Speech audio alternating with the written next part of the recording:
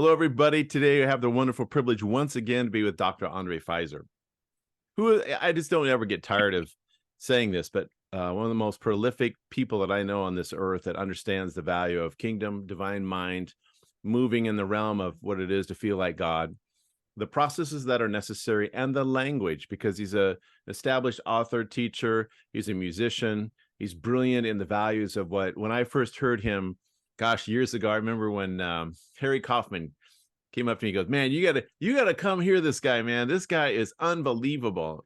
And I said, okay, I'm gonna come see him. And I came and saw Dr. Andre Pfizer at a venue here in Portland, Oregon. And I said, this guy's got it. And because I've never heard the language of with such mastery to articulate things that happen to us in life. And so, the last time we were together, we were talking about revelation and realization, and it just brought out so many things. And as everybody knows, as Dr. Andre Pfizer is with us, it's not like you can grab the whole kingdom in 1 hour. It takes layering. It takes all the understanding. And understanding is kind of a key word here, because I think we bring up the reality of, we think we understand the kingdom, yet we're under the understanding of the knowledge of good and evil. So with that being said, Dr. Pfizer, I'd like to bring some, again, thank you again for being here, because it's always a privilege. I mean, it's just awesome to have somebody that can articulate with great authority and definition of, bringing a reality of what we go through in verbiage and words. But anyway, that being said, I'd like to hear how this all process of understanding, because there's a lot of things that we think we understand, but we ended up feel like we're empty-handed when the power to manifest a reality that we thought we knew, and it doesn't happen. So I'm going to start with, as we were talking here just before we got on, how this all started in the garden. Let's just unpackage that. Piggyback on what we spoke about in our last conversation first. And before I do that, I'm so thankful to be acquainted and to be your brother. Yeah, thanks. For years, you're part of my frequency circle. Yeah. I have to talk every day, but we're both significant contributors to the unfolding of what God is trying to get the earth to remember. Mm-hmm. And I'm thankful for that. I am really thankful for that connectivity. So thank you so much. Absolutely.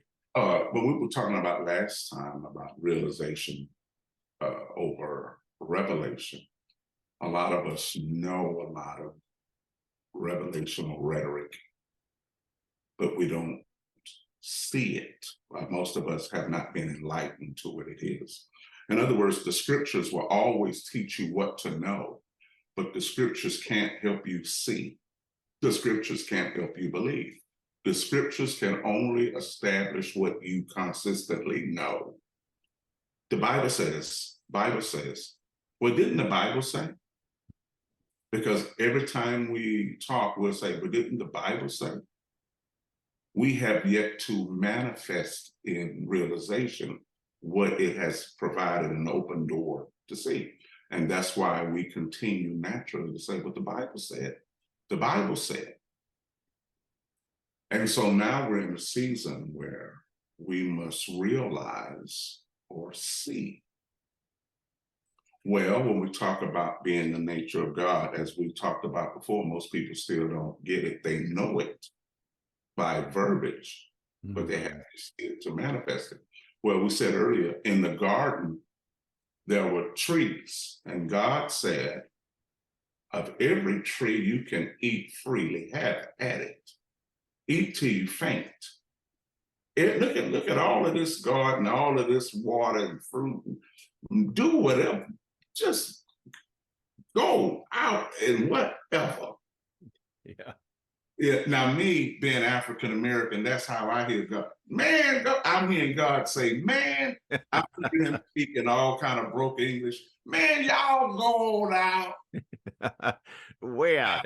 Yeah. Now I might hear him, Barry, from every tree that you can see, maybe thou. Now that's probably on your side, but on my side of eating, I'm hearing God say, Dre, y'all go on out there and just, and I'm already naked. Go on. And me and my wife already knew. Yeah, you hear what I'm saying? Got it. Yes. And he said, I got it. He said, I can't unsee what I saw. So Mhm. he said, but there's one tree out there. Don't bother that. I'm like, what tree is that? It was a tree of knowledge of good and evil. You eat that, you're gonna die. Hmm. And we know the biblical scripture, and they ate it and stuff. But the term for good and evil, the knowledge of good and evil, the term that we use for that is called understanding. As soon as you get an understanding, you're going to forget that you're eternal. Barry, I could run right now. I could run right now. Just go, man. Just go. As soon as you partake of this energy, you're Yeah. going to forget your God already. Mhm. It's not that I'm holding you from being God. I'm trying to keep you connected to who you already are. But I can't force your hand. But as soon as you eat this tree, you're going to get an understanding and forget yourself. So man's understanding is not allowing him to realize that he was already a God nature before the foundation of the world. Mhm. That's causing him to look at logic over the realization. God made us to live forever. We forgot how to live forever. We die because we forgot how to be forever. We Mhm. are sick because we forgot how to be whole. We are broke because we forgot how to have kingdom wealth. And so now we look at wealth as a slave commodity instead of a governmental assistance, the power to move as kings in the earth. We use wealth for personal reasons and not for global kingdom advancing reasons because of our understanding. So a lot of revelation, a lot of realization we miss is because we understand too much. Mhm.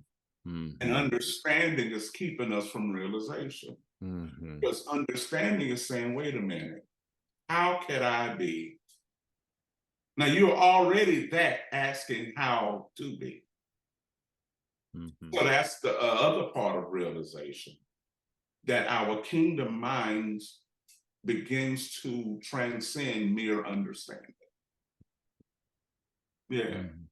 Yeah, I mean, so even going back to that tree again of that knowledge of good and evil, I love what you said about that thing is sending out it's a different frequency. Yeah. That's a different dimension, which Mhm. is always the proving ground of when you have two dimensions and you have a choice. That means you have the ability to choose. Do I want to stay on the eternal side, or do I want to set myself up for a tomb? What would you Yeah. like to do? What would you like to do? Yeah. What would you like to do? And so once we have knowledge of fear and the pain and destruction and all of that, it's difficult for people to jump back into the reality. And I think that's part of the process is that people are missing here. And so they've had an emotional engagement with fear, death, destruction, doubt, unbelief. All those things all are spinning That's right. because the knowledge of good and evil displaces them from the birthright of where they came from. That's right. And And they so become, it feels illegal even to talk like God. yes, because now they're at the control or the mercy of the experience. There it is. When you, like you said, when you become emotionally vested in fear and doubt, I'm at the mercy of the situation. Yes, you are. I'm no longer in control. So these are justifiable emotions Hmm. because I'm no longer the master of the world. I'm a slave There to it the serpent is. called experience, which was created by my own hands. Hmm. Hmm. And so it's called justifiable understanding or human nature. And God never created human nature. God Hmm. created divine nature. Hmm. Human nature is a byproduct of our understanding Hmm. or Hmm. our misunderstanding. Religion is a byproduct of our misunderstanding or understanding the wrong experience. Which then brings up the point. You have to disengage from the revelation, the knowledge of good and evil. How can I say this correctly? And you've said it years ago too. This faith realm requires you to disengage from the understanding of this realm Mhm. in order to engage the realm you can't see from this natural realm. Mhm. And it feels illegal if you can't see it. It feels like, well, I can't even see it, so I don't. How do you get there? Da da da da da. But see, you're under the consequence of this natural realm, and until you understand what you were saying about seeing, you have to see. You can't. That's the whole born again experience, like we said before.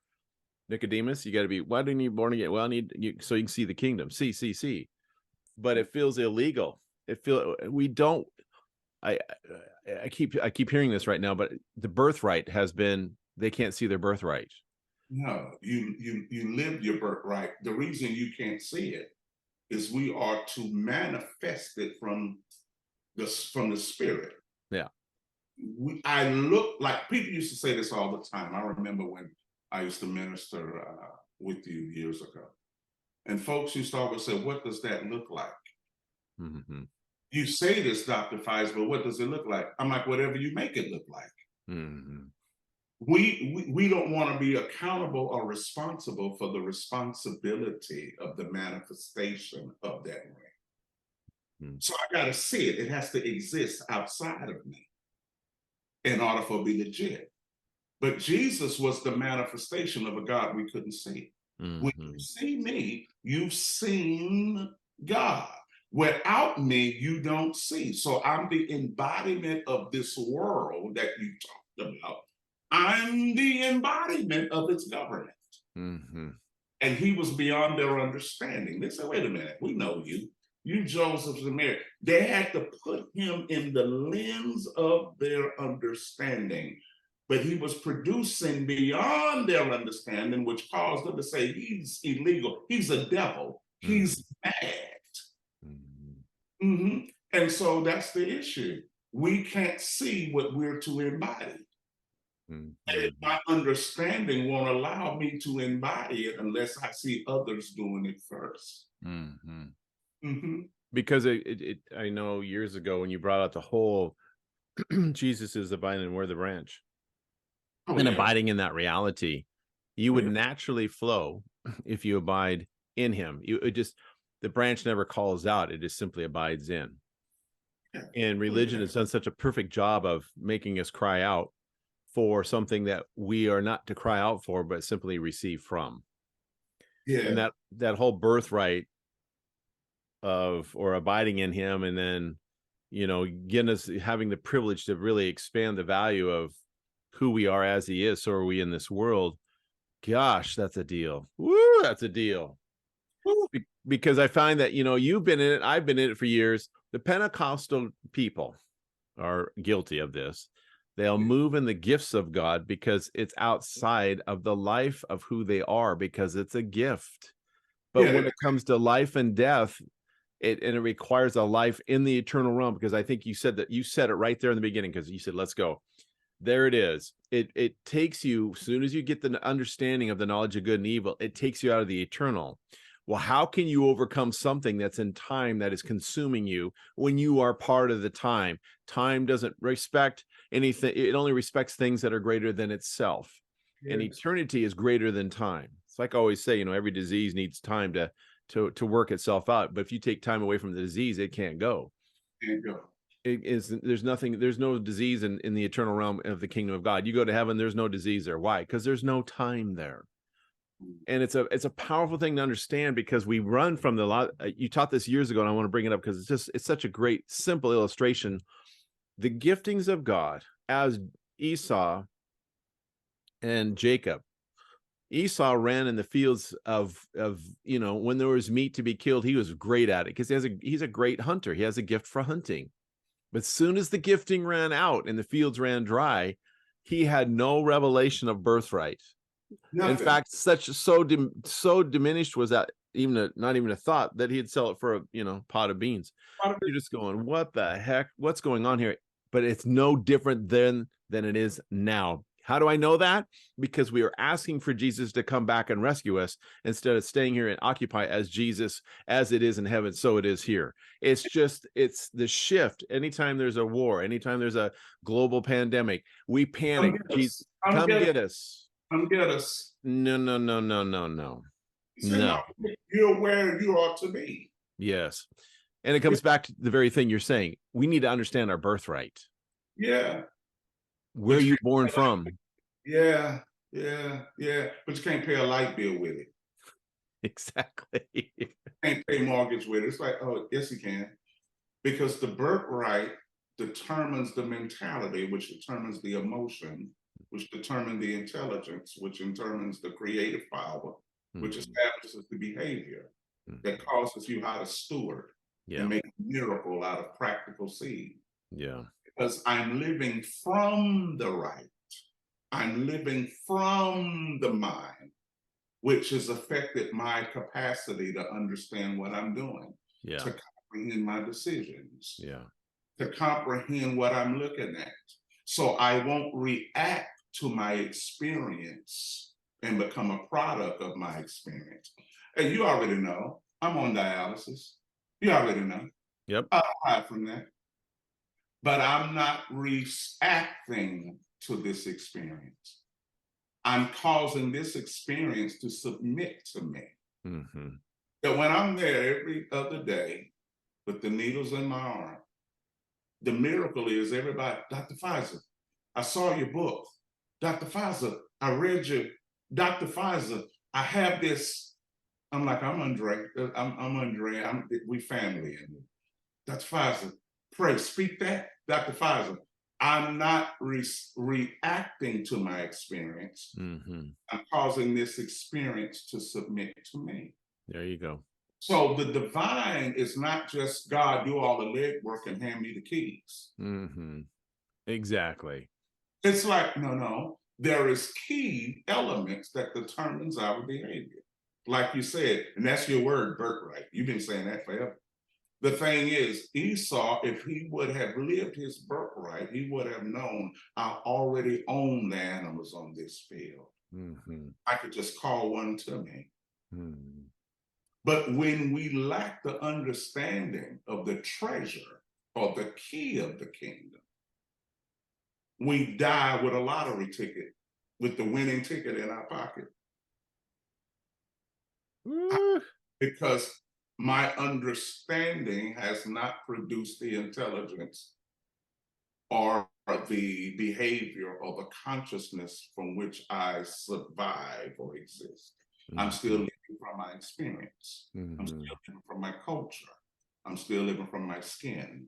I'm still living from my political party. I'm still living from the inheritance that my folks left.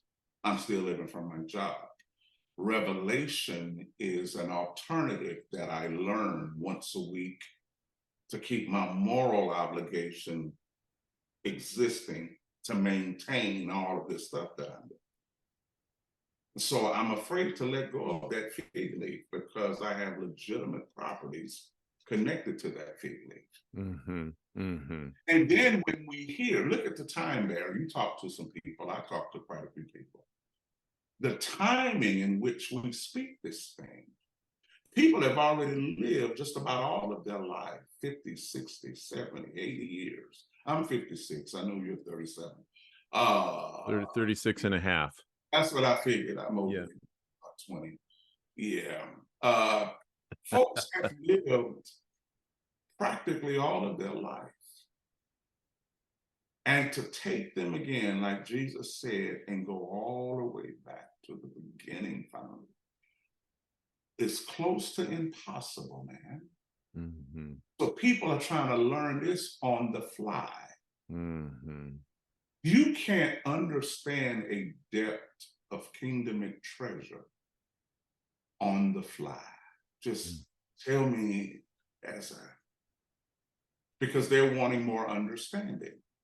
And it's going to require a consciousness that is born again against time. That's why Nicodemus said, look how old I am. I need to go back up in my mom. Now that's me coming from my African. I need to get back up in there Mm-hmm. and then come out again. That's Mm-hmm. what understanding is talking. Mm-hmm. How many of you who are watching this have a born again consciousness? Mm-hmm. Because look at the time that you're hearing this. You look how old you are now. And look at the understanding you've added to. Look at all of the ammunition that religion has given us to add to the understanding. The books, movies, the money. Look at all the money you didn't give them. Look at all the millions and billions of dollars, and look at all of the illusional revelation that you produce from this fig leaf, only to find out it will all vanish with one realization. Oh my God, I don't know if people have the time to start over, Barry.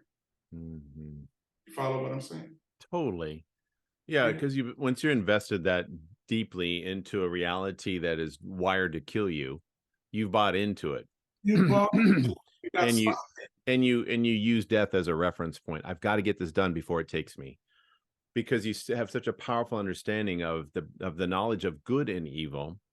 And here's the other side of that coin. I've also, seen it where people over spiritualize everything to the nth degree to try to prove that they're in the realm of the spirit, when they can just naturally just flow from that seed. It knows what to do.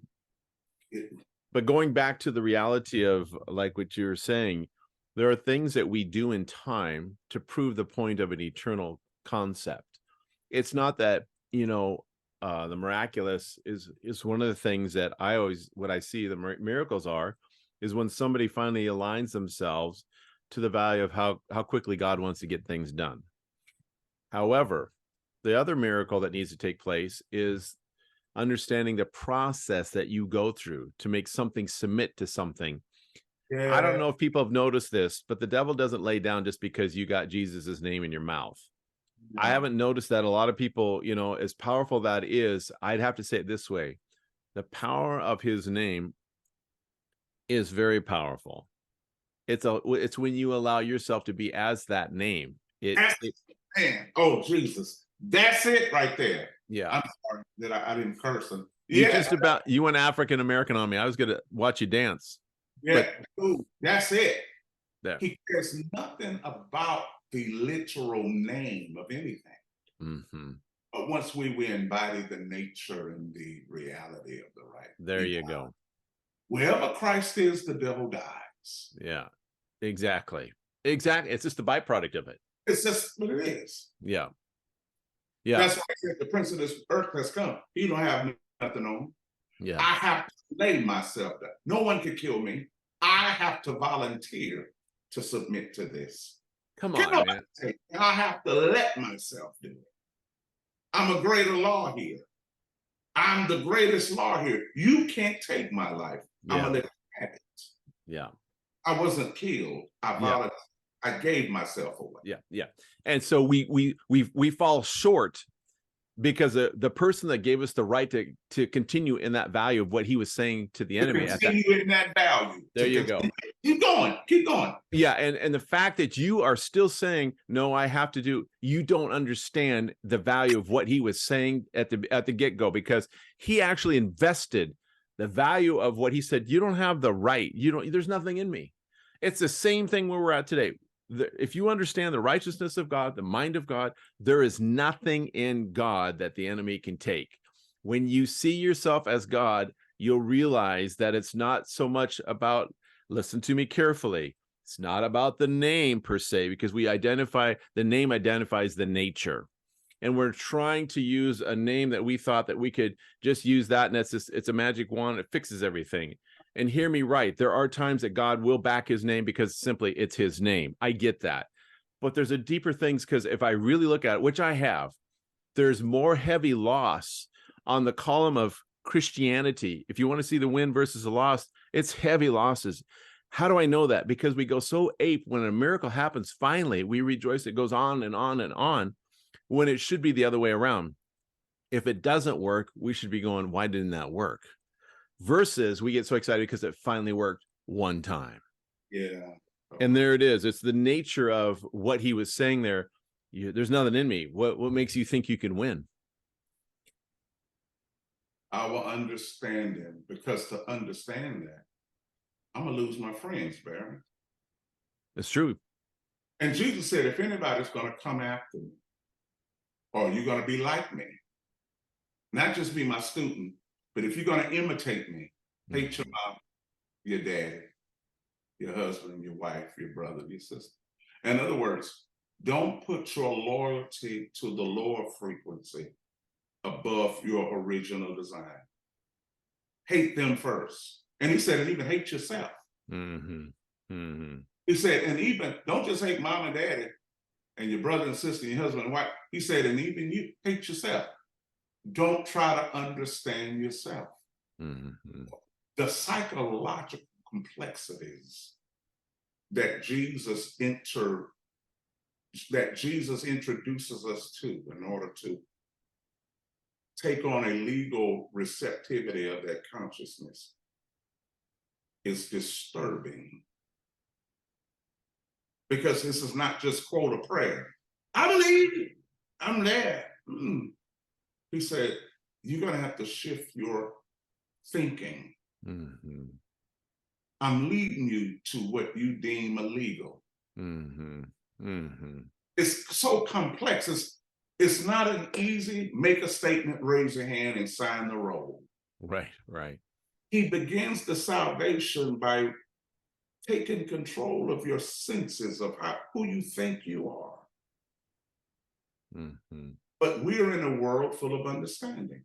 This earth was not created for your understanding. It was created for the legal presence of the sons of God. There you go. Our understanding is creating a lot of the issues in the earth right now. It's like this earth wasn't made for the understanding of men. This earth was created for the realization of the sons of God, because this earth never expected us not to be. Right. This earth is still waiting for the original reality.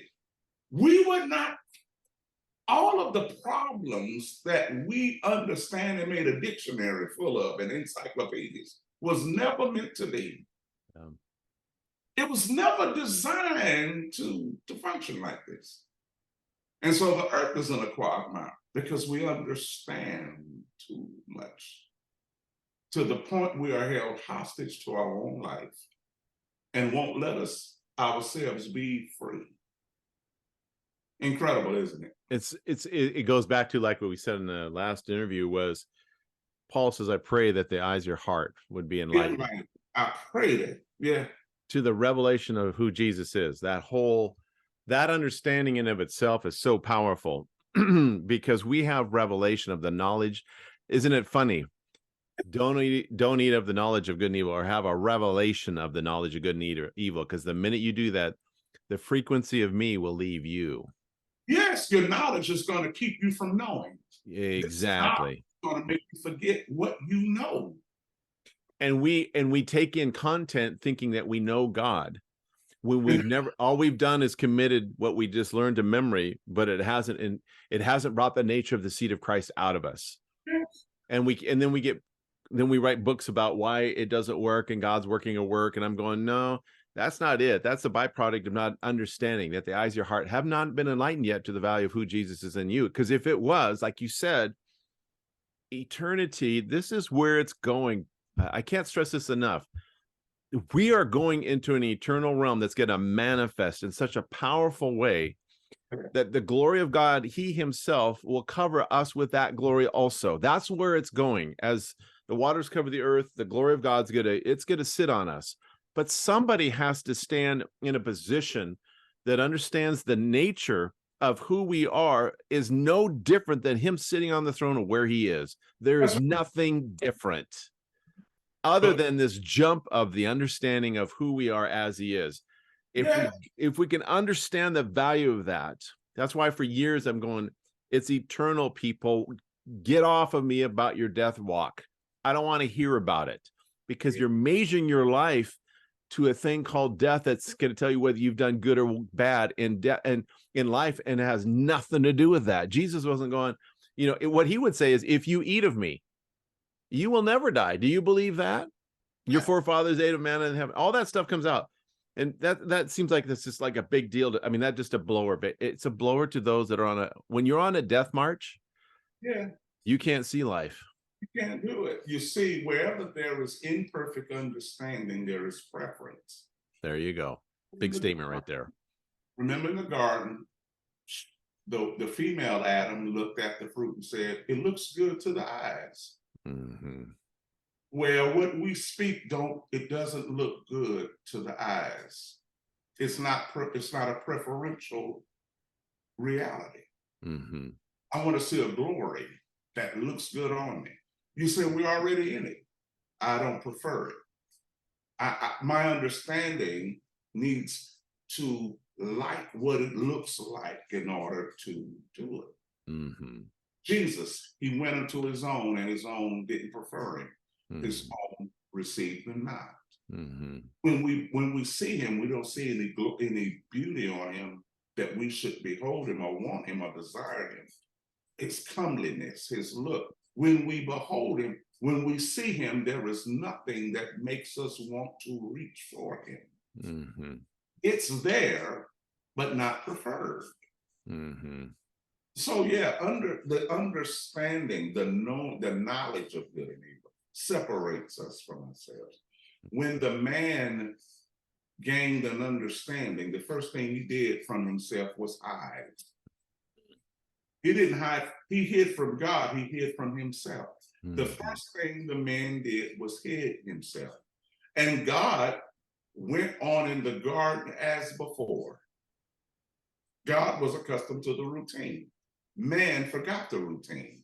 God remembered the routine. Mm-hmm. Meet in the garden when it's cool. God made the earth, and he would say, man, it's hot down there. I'm going to go down there around 5. Now, God made the thing. Now, that's in our African-American part. God said, I'll be down there, Dre, but it's hot. It's hot. Well, yeah, let me hang up here until it cools down a little bit. I'll be around 5:40. I'll meet you around 6 o'clock, brother. It's hot. You run out there, that's why you naked. You run out there and swim. I'm going to come down and meet you at 6. So God met him in the cool. Hey, man, where you at? Man forgot the routine. Mm-hmm. And he said, where you at? He said, I hid myself. Hid yourself. For what? I'm naked. He said, who told you you wasn't me? It wasn't just who told you you were nude. Mm-hmm. Who told you you were? He says, I hid because I'm no longer myself.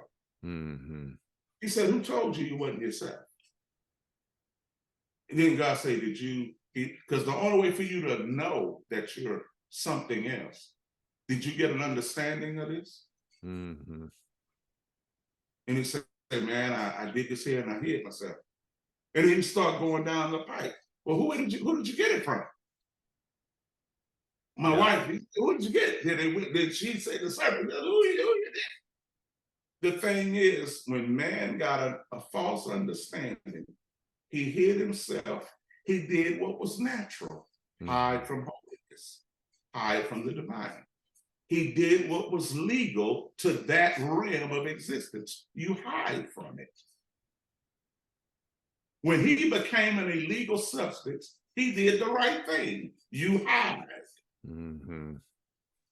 So he became an illegal trespasser to a kingdom he wasn't supposed to have. Mm-hmm. And so now we feel with just a few words, whatever.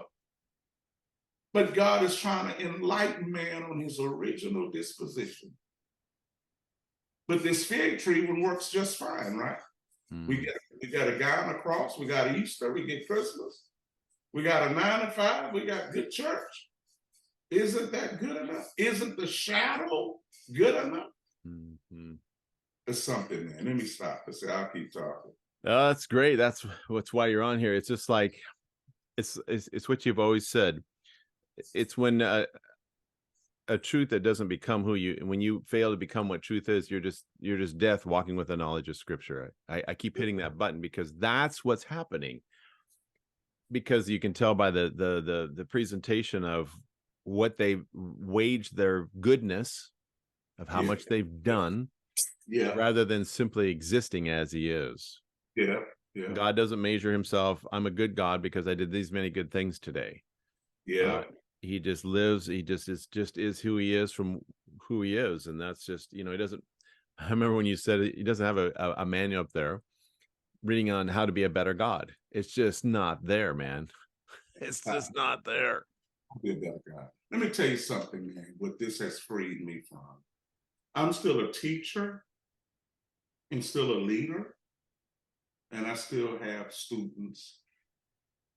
But it freed me from the obligation of trying to convince people to change dimensions. I simply just manifest a responsibility. And sometimes we could lose ourselves, obligating ourselves to get other people to see what their legal consciousness won't allow them to see. Mm-hmm. I had to, and it set me free. Mm-hmm. It set me free from, and I know you know about this, the constant debates and arguments over proven paper that has verses on it. Because once you become the living manifestation of what it is, you become a judgment to other people as soon as you don't have to judge them by your teaching. Whenever someone says it cannot be done, and you become the done, their lack of embracing it becomes judgment to them. So good. That right there. Yeah. Once I ran for a public office on dialysis, whatever excuse that any healthy people had, I no longer listened. Mm-hmm. I'm like, and I would say this, if I could do it dead and have no excuse, how are you being alive, making all of these creative issues of impossibilities? Mm-hmm. Me mastering death causes me not to listen to a living person with an excuse. Mm-hmm. Well You, said. you follow what I'm saying? Oh, totally. Totally hear that. Mm-hmm. And I think here's what happens. Oh boy, that right there cracks up another. Take the bottle top. Yeah, It no. pops off. It's Stop. that that right there is what happens. Why people, when they become here, it's when the seed, it's like in the parable of the sower and the seed, it begins to take root. Okay. Until they see that they have to disconnect from this relationship of this friend that they've had for 20 some years, and then they begin to challenge the kingdom, because it says it feels like I'm losing my friends, I'm losing my relationships. You're not losing anything, you're gaining the value of what was lost. Mm-hmm. They are losing the relationship of what it is to move in this seed of called the seed of Christ. Oh yeah. And I think that's the greatest follow-up I've ever seen, that continues to repeat itself. When somebody begins to initiate this, it's true, the cares of this life, things come up and all the stuff chokes them out. The greatest one I see is the choking out of relationships that will not go with you going forward. And that's what chokes most people from getting into the life of this seed, because they feel if this is true, then they feel like they have to stay and prove it to them. You've got to jump with me. And that's what you were saying. It freed you from trying to, take the responsibility. You've got to change what isn't going to happen. No, you just manifest the responsibility of what you're carrying, whether they want to come with you or not. That's up to them. That's not you. It's up to them. It's totally up to them. Not a group discovery, it's a self-recovery, a self-discovery. It's not a church field trip. Mm-hmm. The kingdom is not a church field trip. Come on, guys, Saturday, we're going to the kingdom. Mm-hmm. It's an individual consciousness, an individual reality. Yeah. Yeah, most people that were Pharisees or that was on the council when Jesus was here physically and bodily, some of them was making their own adjustment too. But they were part of this clique and couldn't publicly do it. Mm-hmm. They were starting to make an individual discovery. Mm-hmm. Even what's his name, Joseph, what was of Arimathea, who had the tomb. A lot of them were prominent people moving into a comprehension of what Jesus was to them. Hmm. And they could only show their commitment after he was dead. Hmm. Give him my tomb. It will create, it will establish a separation of loyalties and commitments, because the loyalties in our life determine how we feel about ourselves, which determines the decisions we make, which determines the connections we make, which determines the energy and the love and the emotional commitment that we have to people in their situations. Hmm. And that's what a lot of our friendships and relationships do. Keep us emotionally vested in one's mourning and reality.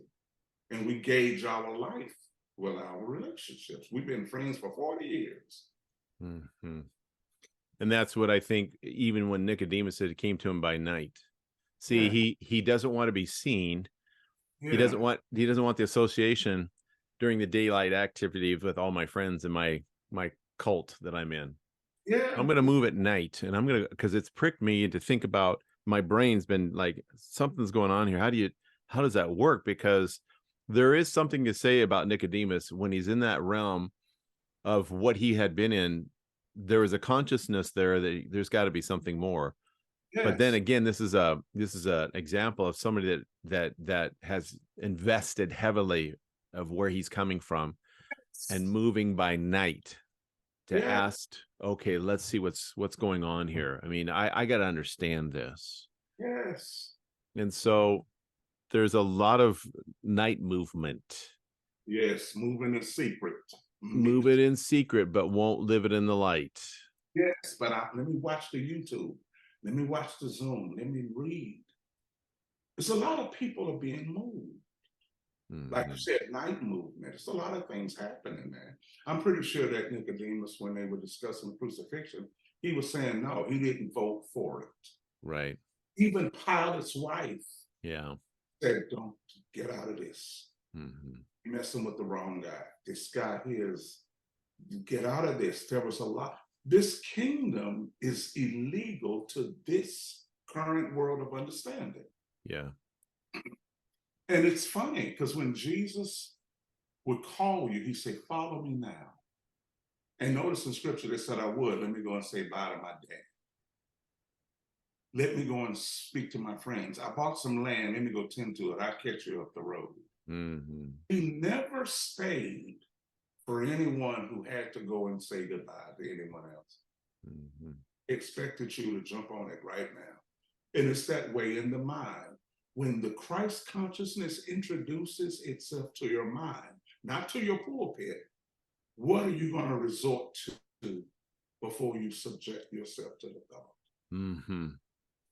Are you going to go to talk yourself out of what came to your curiosity? Yeah. Ooh, you just said something. I remember. See, you can't. You said it there. Now this is a whole nother. Woo! You said something. Not going speaking from your pulpit. See, you can't expect the kingdom to have the power that's been designed to have when you're having backroom conversations with the failure of what I, as a human being, I don't know how that could possibly be. How can We're having a conversation with the devil in the back room and then come to a pulpit and expect it all to work so freely from you because you're having backroom. I think a lot of Christendom has many pulpits, but their backroom is much larger than their pulpit. That's why it can't go forward. Mhm. Because they're having backroom conversations with something that is not of the kingdom, and it's got more relational power than what it does from what they're speaking from, and that's what it is. Oh yeah. Oh yeah. It's all in us. Yeah. Because every day and every moment there is some divine curiosity Hmm. leading us to a recovery or to a discovery. And we talk ourselves out of it. Our Yeah. personal logic, our relationship, our mistakes, our faults, sins, whatever. We talk ourselves out of it, but we entertain it in our head. And I think when people see this YouTube or Zoom or this platform of ours, it provokes a judgment because they didn't think it actually existed. They Hmm. thought that all of this conversation was going on in their head. They didn't know that it was a full administration out here on the planet that has books on it, that has concepts and educational modules. There is no excuse, but they'll watch us on social media. They'll listen to our podcast. They will send in anonymous comments because the thing that they've wished for most, but gave themselves an excuse not to find, is in existence. Mm-hmm. Mm-hmm. And us being alive and producing it is judgment on many. Mm-hmm. It's supposed to be freedom for many, but instead of it being the cornerstone, it's become it's become a rock, a mountain, an anchor. It's become a problem instead of it becoming the chief cornerstone. It's a stuff. Mm-hmm. Because I didn't want this Christ to be revealed this way. Mm-hmm. Amazing, man.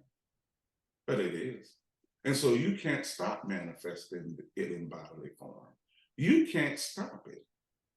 I don't care what you lose, because this bodily manifestation wasn't designed to hold the church together. A lot of us have lost our church because of our bodily manifestation of something that their church wasn't built on. Mm-hmm. And it takes some strong people. This life ain't for the weak. So it true. takes some strong people to have a friendship with you. Mm-hmm. It takes a person that knows where they are, that's beyond understanding, to have a circle friendship with Christ. Mm-hmm. Because we want him to bear our sins. And he's like, no, I want you to bear the world. Mm-hmm. It's a big thing, man. It's not for the weak. Wow, that's a powerful thing that describes, and people will probably hit replay right here. And there's many replays, but that's one of the spots right there. The church that you're going to is not built on the thing that you have now become.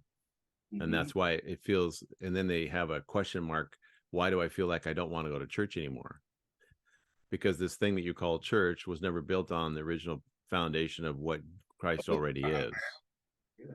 It's built on rules and regulations and clothes and what you wear and what you can't and rule. That was a very powerful insight right there. Well, we both experienced it.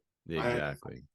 To build a church, but how do I establish a university where proteges could find a safe space to recover themselves to this? How could I do it? How could I move from this to this?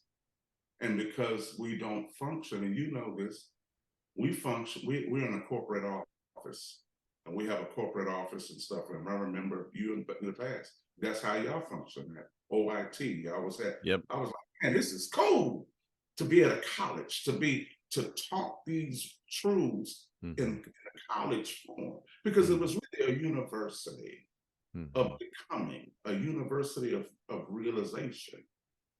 People who were accustomed to the church couldn't find freedom in that university. You didn't talk about the devil enough. You didn't die enough. And you made regular human issues of non-relevance, which means you don't like us, which means you're not real. It's like, no, I'm real. I believe in a reality greater than this one. Mm-hmm. Trying to establish a culture of championship thinking. You know how it is when certain sports teams been losing for so long. A coach comes in to reestablish the culture. We're going to win. We're going to practice. We're going to pay attention to detail. We got to do all that because we were accustomed to just getting checks and losing. Mm-hmm. But now we want to win some Super Bowls now. So we have to change how we do life daily. Mm-hmm. Just can't play in the unit. We have to live the unit away from the unit. And once we started that, a lot of our church realities failed. And people left. They stopped giving to that. They went to places that they could control or feel emotionally secure in. You're leading us on too many uncharted territories. And I don't know if we're going to be able to get out of it on the end. But what they failed to see was your competence as a leader. You Mhm. might not like my style. You may not even like my tone. You may not even like how I look. But one thing you know for sure, that if you get on my boat and we go through uncharted territories, you're going to be alive at the other end of it. So Mhm. that shows the competency in my leadership, not your preference, your preferential desires and what I look like. I can get you through an uncharted territory. Mhm. And I found out I lost churches in my gaining of universities. I lost a church and gained an ecclesia. Mhm. Mhm. I lost a religious memorial Mhm. and saw that the ministry of God was more intelligent than people ever realized. Yeah. Yeah, it went from name it and claim it to know it and become it and create it. So even this transition we're going through, we haven't failed there. Mhm. We haven't lost a thing. We've gained more responsibility and more trust because who much has been given, much is required. Right, yeah. Yeah. Let me Yeah. shut up, man. It's a whole nother podcast. Yeah, that's oh, it's a truth that's heavy but necessary. It's like the keel on the ship. So many people want just a little rowboat. It flips so easy. If the weight goes to one side, it just flips. You get a boat with a keel, it doesn't flip when you move around on it. And you just set a deep keel on a ship that has every intent to show that when you go through uncharted waters, even though it may get a little violent out on the sea, it's not going to flip because you're going to be alive when you get to the other side because you've set the weightiness and the truth of what you've now become is what keeps the ship, on the up and up. That's the Mm. leader you are. Yeah, that's just what it is, man. It was so powerfully good. So, okay, so let's just that's enough for people for today. Let's stop But right there. we'll stop right there. How do you guys say it down there in Louisiana? Man, Shay, we're gonna stop it right there, Shay. Let's stop it right there, Shay. Man, it's over, Shay. Man, Shay is over. That's it. No, that's it. That's it.